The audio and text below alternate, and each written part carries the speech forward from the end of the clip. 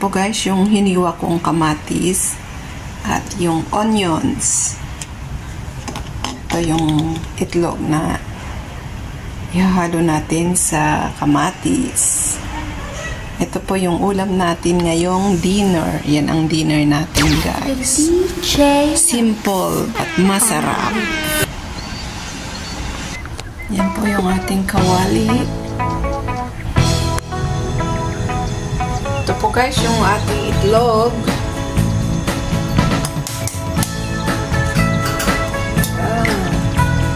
Fresh na fresh yung itlog.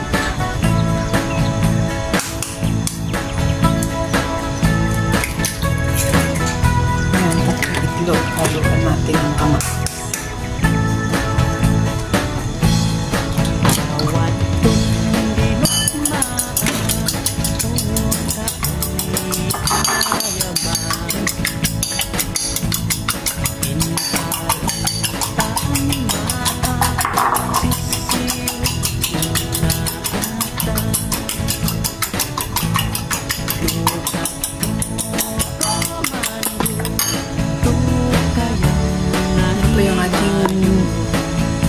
Paglulutuan, nalagyan na natin ng mantika.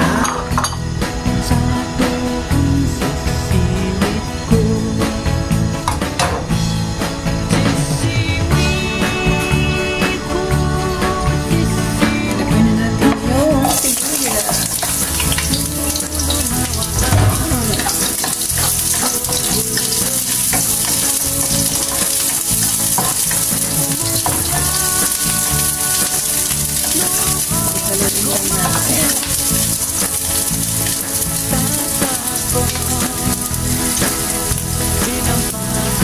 Lagay natin yung ating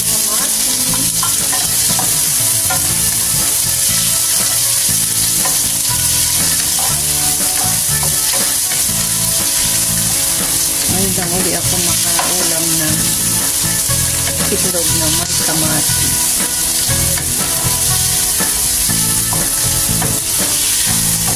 Nasa trabaho ako, nakain ako bago umuwi.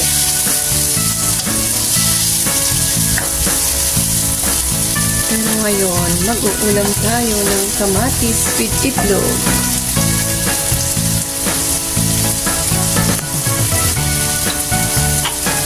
Ayan na guys, lagyan natin ng konting asin. May lasa siya.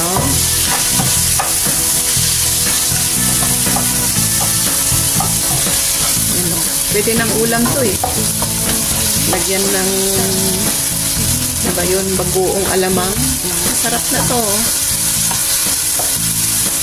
Kahit ganito lang kasimple ang ulam, mabubuhay tayo.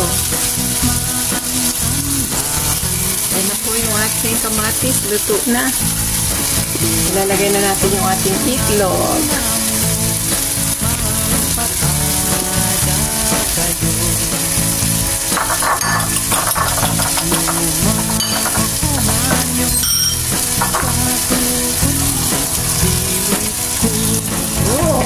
Sarap.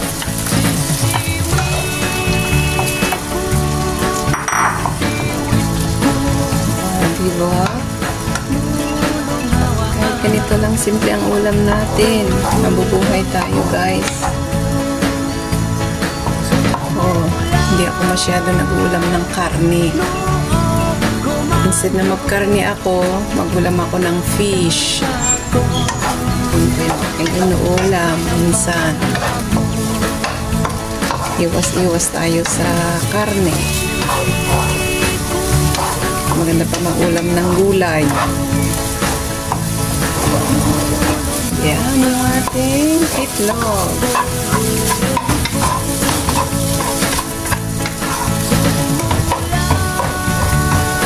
Yan, sarap.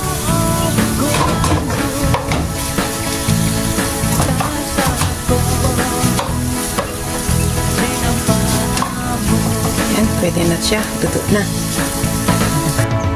Ito na po guys, yung ating nilutong kamatis with itlog. Yan ang ulam natin guys. Yan, yummy yummy. Yan guys, kain tayo guys. Ito ang ating ulam. Kamatis. Thank you for watching. Take care and God bless. Bye-bye.